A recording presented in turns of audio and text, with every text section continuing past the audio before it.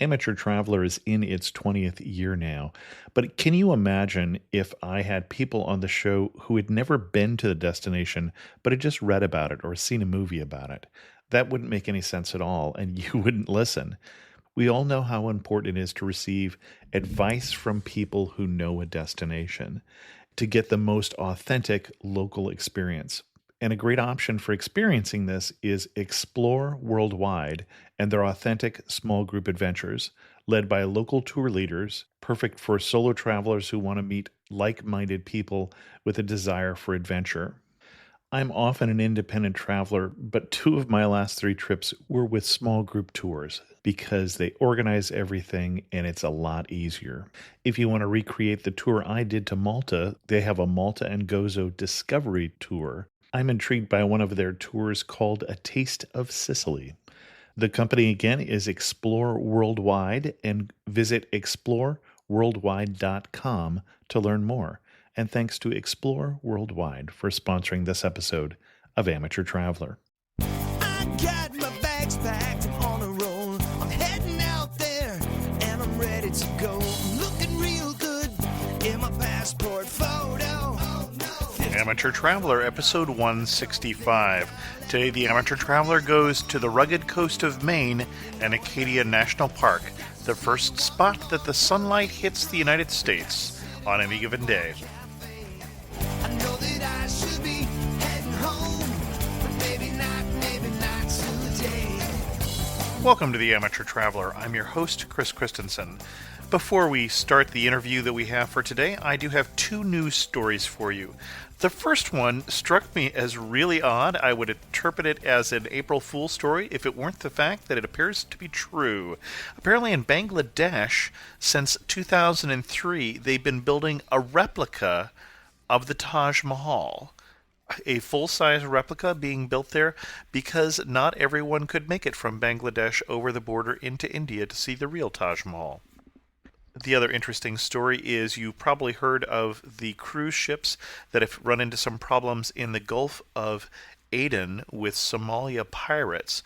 Some cruise ships can't avoid going through there, specifically cruise ships, for instance, that are repositioning or on an on-the-world cruise, and so some cruise lines are actually taking extra precautions to protect their passengers by evacuating the passengers during that portion of the journey. One German cruise line is taking the passengers off the ship in Yemen and then flying them to their next port of call, so as the cruise ship goes through the Gulf of Aden, if they did run into problems with Somalia pirates, they wouldn't have to worry about the passengers.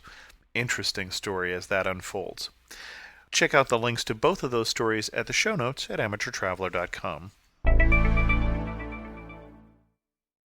I'd like to welcome Margot from Long Branch, New Jersey, to the show, who's come to talk to us about Maine and particularly about Acadia National Park. Margot, welcome to the show. Thank you very much for having me. So you are a regular listener to the show, so you know the way we do this. Why Maine? Why are we talking about Maine, and why Acadia in particular? Well, for me, it's something completely different than I think it is for a lot of other people. I've been going up there since literally I was a child. My grandfather had retired up there after living his whole life in New Jersey and working for all of it in New York City as a jeweler, and he had had it with people, and he moved up there. He had vacationed up there, and it became a family tradition. He had brought my father up there. My father brought me up there, and one day if I ever have kids, I'll do the same thing. Really what it is, it's a place that you really reconnect with nature, and especially from where I am, which is almost like a city area, you get to see the beauty of this place that is so untouched. And Acadia is so wonderful because the fact that as a national park, it was never purchased by the national government. It was something that was donated by the people that loved it so much that they didn't want it to be destroyed. And that's what makes it, to me, so amazing and why people should go there, because the minute you get there, you get it. You understand why it's been preserved. You understand why people go there and why people like me continue to go there almost every single year, if not every single year or multiple times. Now, it's been a number of years since I've been to Acadia. I want to say there was Rockefeller money in part behind the purchase of Acadia. Okay, that was my recollection. A lot of it. Rockefeller had summer homes that were in Acadia National Park. One of them became Jordan's Pond House, which did burn down, but then they rebuilt it. as the place that you go and have popovers and tea on the lawn. And he also made the 50-something miles worth of carriage roads. Yeah, it was the carriage roads that I was recalling. Okay. Yeah. Great. So, first of all, where are we? For those people who don't know, Maine is the easternmost and northernmost of the continental U.S., and Acadia is... It's up there. Is up there. From where I am in New Jersey, it's about a 10-hour drive going the speed limit. God knows how long it is to fly, but if you fly up there, generally you will fly into either Portland and drive the 4 hours up, or you'll get a fairly expensive flight into Bangor, and you will drive the hour from Bangor to Bar Harbor. So it's very removed. It's in the down east area of Maine in Hancock County.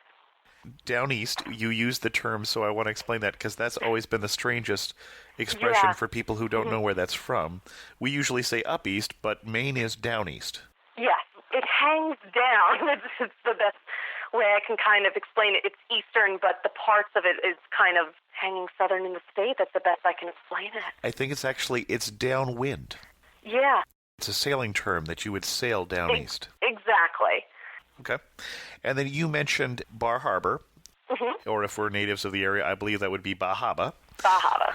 I went to school in upstate New York. I had a friend who flew out on a little airline that was named after that town to Boston one time, and they said he was going to fly Bahaba Airlines, and he thought, well, is that some sort of Saudi Arabian airline or something? And he said, could you spell that? And she said, certainly, it's Borbor. Oh, okay. And it's so funny because when you go there for the first time, if you really get to meet a couple of the real Mainers and they talk like that, it's almost like you're from a completely different part, and especially because from where I'm located from, we can't understand each other that well. Right. But since I've been going up there for so long, the accent's gotten really good, and, when they tell me where to go get the car, I know where to go. Exactly. If we were to go to Acadia, what would the highlight be, or what's your highlight when you go there? My highlight nowadays as an adult is completely different from what it was when I was a child. When I go there now, it's all about the hiking, the kayaking, the photography, biking, really outdoorsy things. I think that's really what makes you appreciate the Acadia National Park in the Down East Maine area, experiencing the outdoors. It's not some place where you go and go to a spa or something like that. You go there, like I said, to reconnect with everything.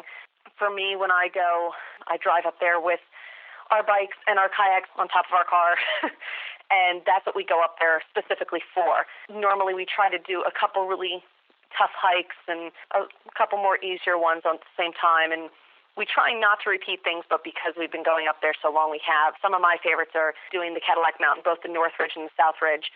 Cadillac Mountain is the highest mountain on the eastern seaboard. That's right on the coast. You can drive up there if you don't feel like hiking it, but hiking it gives it a totally different experience, and doing like Bubble Rock and Beach Mountain Trail, those are some of my favorite ones that are up there. And when we say it's the highest mountain on the eastern seaboard, in fact, it's the first part of the U.S. that the sunrise touches, as I recall. Mm-hmm. And how tall is it? As I recall, it's not, from a Californian's point of view, it's not that tall. No, it's not. I think it's 1,400 or 500 feet. Yeah, we don't really, even name it's those. Really not but that big. Yeah, by your standards, it's not that big. By New Jersey standards, it's really big. Okay, that's what I thought. Okay. You talked about hiking and biking, and we mentioned something about the carriage roads, but we haven't explained what we're talking about. Oh, the carriage roads, they used to have horse-drawn carriages that used to go on them. And if you go to Acadia today, you can actually go on a horse-drawn carriage ride on the carriage trails. That's what they were originally meant for. But now, since a lot of people aren't going on horse-drawn carriage rides nowadays, you can take your mountain bikes and go on them. And it crisscrosses through the entire park, and you get to see different parts that you wouldn't see from being in the car. And that's another cool thing that's about the park, is that it's not all just paved roads. So depending where you go, whether you're on your bike or in your kayak, or if you're hiking, you're getting a different perspective of different points of the park. And kayaking, where would you kayak? Everywhere. If you're a beginner, go with a tour. It's actually one of the first places that I'd ever kayaked. I had never tried it before, and I had gone up there with my younger cousin, who's actually 10 years younger than me, And I think the first time I brought her up there, she might have been 10. I might have been 20 when I brought her along with me. We went with this place called Crystal Seas, and they run right out of one of the larger hotels, the Bar Harbor Regency. And they will take you on either 3-hour sunset tours or day tours. They can do very large all-day tours. They give you a nice fiberglass kayak that you're sitting in, not on. And they have really great guides that take you all over the place. And they train you before they throw you in the boat, or throw you in the kayak. It makes it a lot of fun. And basically, they take you through Frenchman's Bay, which is the main bay that goes through Bar Harbor. So you get to see all the different sailboats and yachts that are sailing in and out, and the lobster boats and everything. And it's just really cool. It's really pretty. When you have your own kayak, or if you're renting them from a specific place, you kind of have free go of the area. I've kayaked in Jordan's Pond. I've kayaked on Echo Lake and Eagle Lake before. Graham Lake, which is actually up in the Ellsworth area and isn't included in the whole park. And I've put in my kayak in Soma Sound before, which is the only natural fjord on the eastern seaboard. Okay, interesting. So you're doing both a combination of sea kayaking as well as freshwater. Yeah, I do a combination of both. Another nice place to go kayaking that I haven't had an experience on, but next year when we go, I'm definitely doing it, is I'm going to bring my kayak up to Isle of Haut and do it up there, which is a island that a lot of people don't get to go to, but if you are serious about seeing the nature and getting away, you have to go there. It's another part of the park, and it's a really cool experience. And one thing we didn't say is the whole park itself is an island, Mount Desert Island. Yep. And so when you say all over, literally you can go all over. Mm-hmm. And you say you're going out of Frenchman's Bay, which is by the Bar Harbor side of the island? Yeah, it's on the Bar Harbor side of the island, so it's on the easternmost side of the island that we normally go kayaking on. The western part tends to have more people that are living on the island, and that's something that a lot of people don't realize, is that there's homes spotted into this whole park. So you could be coming off of a trail, and you're maybe 200 to 500 feet out of somebody's backyard. Right. They are tightly woven into there, and a lot of those people, when they pass on, they do donate their land to the park. One of the most recent donations was Bar Island, which is an island that you can walk to when the tide goes down and a gigantic sandbar comes out. So it's all over the place. And it should also be mentioned that there's other parts of the park that aren't on Mount Desert Island. One of them is Isle of Haut, which is only accessible by boat. You cannot drive there, and you have to hire a boat to take you out there. And there's also Schoonic Point, which is out of Winter Harbor, which is about maybe 40-minute drive from there. Okay.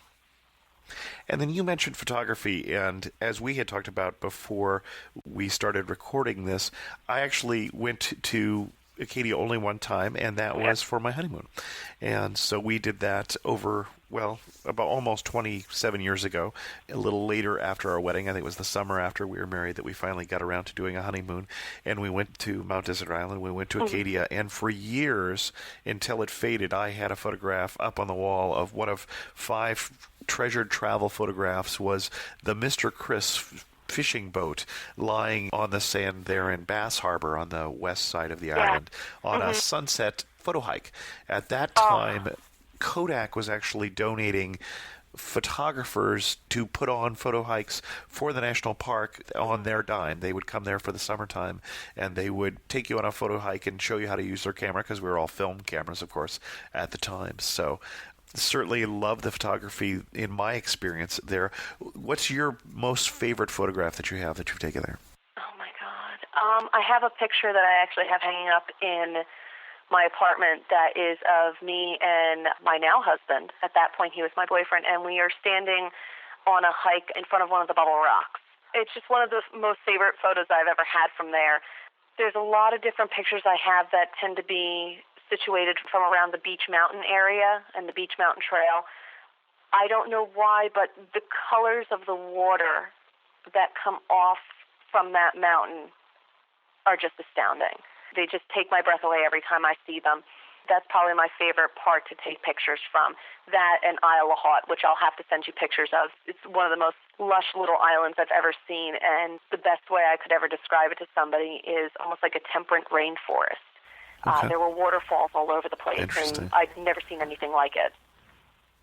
And you mentioned Bubble Rocks. Boy, I apologize for my voice for having to listen to this with the cold I'm coming down with. You mentioned Bubble Rocks. I don't recall that.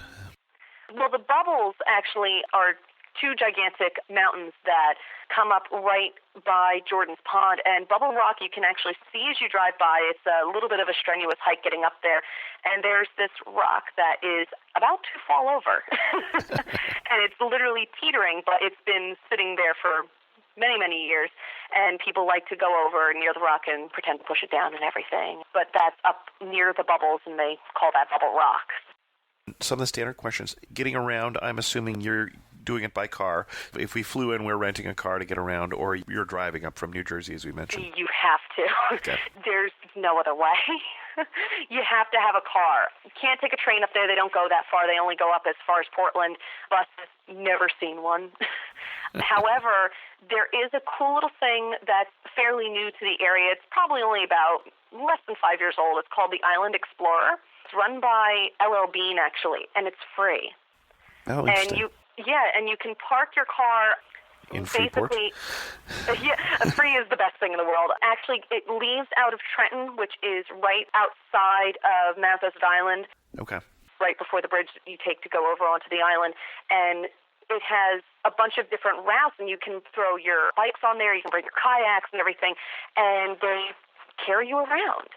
And as long as you know when the bus is coming around, that's perfectly fine. Because my husband and I tend to not like to stick to any form of a schedule, we tend to drive ourselves. There's a huge lack of parking in the area, and that's something that everybody needs to know. I've seen many a tourist driving around saying, do you know where to park? And yes, it's on the side of the road. When you just leave the car there and just say, not my car, when you leave. And that's really the only thing that you can do. And when we're talking about traffic and parking and such, that brings up the question I should have asked earlier, which is, when should we go and when should we avoid? Don't go during black fly season. Black fly season, they hurt so bad.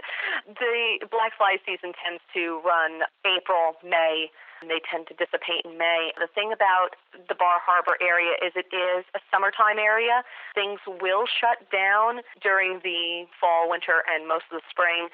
The park doesn't officially open until, I guess, about mid-April. And you have to be careful about where you want to go because they have peregrine falcons that are nesting. My favorite time to go is probably July. I love going in July, even though it's really, really crowded. I tend to like going in July because it's nice and warm. It does get very cool in the evenings, but it can get pretty hot during the day. I also like going at the very end of August, beginning of September, because I like to go to the Blue Hill Fair, which is really the epitome of like a county fair. Where they have the animals and the judging, they have like little monster truck rallies and things like that. Demolition derby, that's what it is. Okay. And they do stuff like that, and I always got a kick out of it, and my father always got me blueberry crisp, and that's one of my favorite things in the world, so I like going out there for that too. But as we mentioned, that's when we actually did our honeymoon I think it was late August, one of the last weekends before school started. I think the last weekend before school started. It was lovely weather when we happened to hit there, and of course no black flies, which is nice, and I just remember sitting up at, and we've mentioned it a couple times, Jordan Pond and the tea house, which I guess is not the same one that I was in, apparently, been rebuilt. Sitting having our tea and our popovers, but... Yeah, but I have to say the time you went, it really is the best time of year because you're not bogged down with all the people that are there for a long weekend and they're trying to cram in as much as they can because they didn't realize that there was that much stuff to do, which is what I hear a lot of people do. A lot of people tell me at work, since I'm a travel agent, it's just a really nice time. And I know that you tend to do a lot of traveling with your children, but you don't get too many children up there that time of year. So if you're looking for a little bit more of a quiet time, don't want to hear the kids screaming on the trail as you're trying to get a really good shot of a bald eagle, that's the perfect time. And we mentioned the popovers and going to the tea. We're in Maine. What should we eat? You have to go and get popovers at Jordan's Pond. So that's the first thing. That's my favorite thing to do up there. I make my own popovers, and it's just never the same, and it's never as good. Definitely have seafood. I was going to say, okay. I know there's probably so many vegetarians out there that are going to hate me for that, but oh my God. Well, then you'd have sea cucumber, right? Wouldn't that one? Oh, God, no. I'm allergic to lobster. It's probably one of the saddest things in the world. My husband enjoys that fully. I love the scallops up there. Okay. They're the best ever. Probably one of my favorite places to eat is Getty's, which is in downtown Bar Harbor. They have a really great family-friendly, everybody can enjoy it kind of a place, and they make great little pizzas, and they have just good Maine food while you're there. If you're willing to go off the beaten path a little bit, there is Tracy's Lobster Pound, which is in Hancock off of Route 1 if you're willing to go for a little bit of a drive, and it's cheap, and that's what's really good. When you're, again, in downtown Bar Harbor, Ben and Bill's ice cream. Yes, it's the best. And if you are seafood crazy like my husband is, they make lobster ice cream. Okay. I know. I can't eat it, but he loves it. The Trenton Lobster Pound, which I said Trenton's like right outside of the island, they have good, cheap food. They make, from what he says, a wonderful lobster. The lobsters up there in the Lobster Pound, you've probably seen them where you have all the smoke billowing out and everything. They actually cook your lobsters in salt water that come right out of the bay, and they cook it with seaweed. So it gives it a unique, it gives it a unique flavor. It's supposedly really, really good. My husband says the best ones up there. If you want to try like different things that are specifically common in Maine, whelks. You can find them on a lot of roadside stands. They're a carnivorous snail. You can buy them just frozen, or you can buy them pickled. That's how we eat them in my house. We eat pickled whelks. You can also get fiddleheads. Fiddleheads. Okay. Have you ever had a fiddlehead? I have not. Well, I'm not a big seafood eater, so. No, fiddleheads isn't seafood. Okay. Fiddlehead is this tiny little fern, and you can only get them in the springtime, and you just go and you pick them, and they're nicely, and they come out of the ground, and they're curled at the tip. I've had them sautéed in just like garlic and a little bit of olive oil. I've had them pickled. I've had them with dipping in mustard and all these other things. And my father had them for the first time. I think it was actually up in Maine, and we had went out to some sort of fancy dinner that my grandfather had taken us to, and my father was eating them, and he was really enjoying them. And then he called over the waiter and said, "What kind of beans are these?" And he goes, "Excuse me, sir, those are fiddleheads," and just walked away. And we're like, what the heck is fiddlehead? But they're common up there. My grandfather actually, when he figured out what they were, he found out he had them all over his property and would pick them and eat them. But you can only get them in the spring. So otherwise, what you get is normally a frozen doodad. Oh, and I forgot blueberries. Probably the biggest deal. Oh, sure. Yeah. Oh, I forgot blueberries. You can get blueberries all over up there. They're really expensive because the locals know that you'll pay for them. A Maine blueberry is a lot different from like what you would get here in New Jersey. We seem to grow a lot of blueberries down here as well. They're very tiny, and they're very, very sweet. You find them everywhere. You can buy them, and they tend to be expensive. If you go hiking in Acadia, you'll find them all over the trails. And I have been one to pick many blueberries and bring them home and make pancakes in the morning. There are quite a few blueberry farms, and you can go do a pick-your-own thing. When I was younger, though, this is a sad story, my grandfather, who had moved up there, was always looking for a cheap thing to do, and I guess to entertain his little granddaughter, he calls me over and he asks, "Do you want to go blueberry picking?" I was just so excited just to spend time with my grandfather. I said, "Yeah, I want to go blueberry picking." I might have been 5 or 6. And he loads me into his pickup truck and said he's going to take me to a super secret blueberry place. And I was just off the wall. I was just ready to burst out. And he starts driving down this unpaved road, and you'll notice that there's a lot of unpaved roads in Maine, and generally that means it's a driveway. But I'm 5 or 6, and I don't realize this. And he looks over at me as we're in this middle of a blueberry field on this dirt road, and he goes, "Go ahead, get out of the car." "Well, aren't you coming, Grandpa?" And he goes, "No, I'm going to wait in the car. I'm going to keep it running." I'm not thinking, so I just go out with the little blueberry rake, and I start raking blueberries, and all of a sudden I hear, hey, what are you doing? Get out of my field. My grandfather throws me into somebody else's blueberry field, and we go picking, stealing somebody else's blueberries, just yelling for me to get back into the car, and just drives off in a fit of dust saying, "You should have moved faster, we could have gotten caught." That was him. He kind of scared the Jesus out of me. But another thing that you can do up there, if you don't mind knocking on somebody's door, you'll find a lot of these on Route 3 up in the Bar Harbor area, or Route 1 after Ellsworth. People get clamming licenses up there, and they normally get so many clams that they sell them out of their house. And you can go knock on their door, and they'll normally have a sign out, and it'll just have a list of the things they have. So they'll say that they have steamers or they have cherry stones, they have mussels, whelks, things like that. You go knock on their door and you tell them how many pounds you want, and they'll hand it over to you and say $2. I famously have paid $1 a pound for steamers up there. Interesting. Yeah, and you can go home and bring them. I do recommend that before you go out and do these things, do check the red tide report. Right, sure. Don't just go and take them. Make sure that they're safe to eat. You don't want to catch anything. I don't want anybody getting sick because I told them to go knock on somebody's door and buy some clams. Check that out. And you can also buy clamming licenses up there. I think they're like $20 if you're an out-of-stater, and you can go do it yourself as well. They generally don't care when it's mussels. They let you take as many as they want. They're all over the place, but clams are a little bit more protective of. Interesting. And don't take lobster pots. It's a federal offense.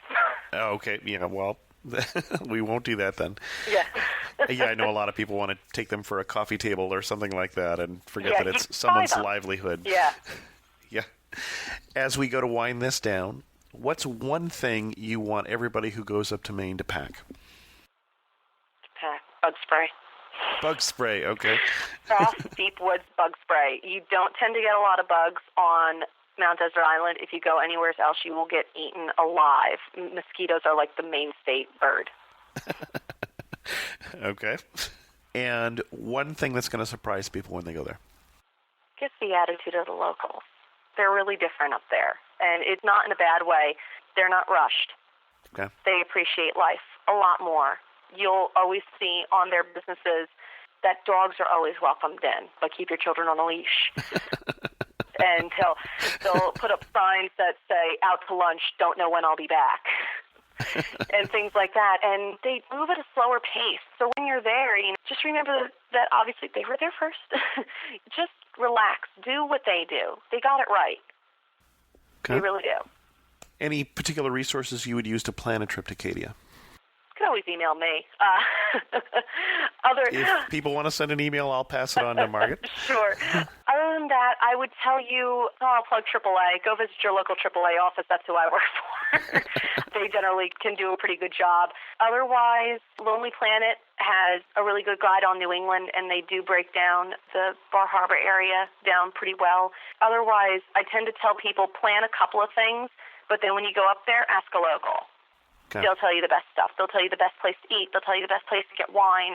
They'll tell you the best tours to take, which ones are too expensive, which ones are just for the New Yorkers because they'll pay the price, things like that. Okay. Besides the stuff to eat, I forgot to say there's 2 really good wineries up there that people are into that. You mentioned wine, and that actually caught me a little bit by surprise. Okay. Yeah, there's a place that's on Mount Desert Island called the Sweet Pea Winery, and they're your general kind of wine that they do local wines and specialty foods from the area and everything, Okay. and they have wines that's made from grapes. But the real find up there is the Bartlett Winery. And what's so cool about them is you can't get their wine anywhere except in Maine, or if you order it directly from them over the phone on their website, and none of their wine has grapes in it. They make blueberry wine, they make apple wine, and stuff like that. Interesting. I'm guessing it's a wine that goes well with seafood? Yeah, well, it's not just seafood. My husband has a penchant for lamb, and we actually will marinate our roast legs of lamb when we do that around Easter time in the Bartlett semi-dry blueberry wine. I also make my vegetarian cassoulet with it, too. Okay. Good to know. So, If you had to summarize, let's just say Acadia, in 3 words, what 3 words would you use? Life-changing experience. Very good. Margot, thank you so much for coming on the show and sharing us your love of Maine and of Acadia. Thank you so much for having me. It was wonderful. I'm going to skip the internet resource for this week's show. I didn't find anything that I found particularly interesting today. So if you have an internet travel resource that you think that the rest of the listeners should know about, why don't you drop me a link and let me know about it. It's been a while since we did a travel contest on Amateur Traveler, and I think it's time. So I have been reading a book given to me by the author about the first stop on the New World, which is an in-depth analysis of Mexico City, and I've been enjoying it. It's not your typical travel guide. It is more of a in-depth sociological investigation of Mexico City from someone who lives there but presents it really warts and all. And that gave me the idea that what I'd like to do is I have 3 extra copies of this book that I'd like to give away. And what we're going to do is, if you send me an article to include on blog.amateurtraveler.com, which is the Amateur Traveler blog, I hope you're checking that out on a weekly basis, about your favorite city, then we'll do 2 things. One is I'll put instructions on blog.amateurtraveler.com sometime in the next couple days on how to actually get credit if you want to serve ads on that article. That's going to be fine with me on that particular article. We'll let you get all the ad credits. And then 2, I want to give the 3 books to people who write the 3 best articles, in my opinion, or maybe the 3 articles that get the most comments. How about 1 to the article that gets the most comments and 2 to the ones that I think are my favorite. And when I say comments, I'm going to get rid of spam comments and duplicate comments. I do moderate that. But I want to hear about your home city or some city you visited. So let's try doing that. If you have any questions, remember I'll give you my email address at the end of the show. And speaking of comments, John left a comment at amateurtraveler.com about the most recent show in India, traveling to India as a woman. Great job as usual. I'd love to know if you're doing a podcast on Delhi or Lahore anytime soon. I'm traveling there in January. I don't have any guests lined up, but if you happen to be an expert on either one of those destinations, let me know. John would like to hear, and preferably he'd like to hear soon. I also had a comment from Michelle, who left a comment on the show about Transylvania and said the interviewer did a great job of finally explaining the name Dracula. Thank you. And he made the sights sound so beautiful. The ATM escort story was cute. I could just see him flanked by loud siren police cars to the ATM. Laugh out loud. Bet everyone stopped what they were doing to see what the fuss was all about. Please do more shows about Romania in general, and do more on Ireland and Scotland too. Keep up the great shows. They are as good as being there. Well, Michelle, I don't know if they're as good as being there, but I'm glad you're enjoying them. Not sure if I have any shows coming up on Romania or Ireland, but next week's show will be on Scotland, and I think it's a good one. I think you'll enjoy that. With that, we'll bring this episode of The Amateur Traveler to a close so I can get to work to the day job. Certainly, if somebody would like to lavishly sponsor the show, I won't have to worry about doing that. And let me know if that's something you'd be interested in doing. Margot had an interesting comment when we were talking that many of the travel agents in her office listen to The Amateur Traveler to become travel experts on places they may never get to. So if you would like to put your product before travel experts and those becoming travel experts like yourself, let me know and we can talk about a sponsorship. If you have any comments, feel free to leave them on amateurtraveler.com as John and Michelle did, or drop me an email at host@amateurtraveler.com. And again, don't forget the travel contest and think about what's your favorite city. And as always, thanks so much for listening. Got to see one more cathedral. Got to sit in one more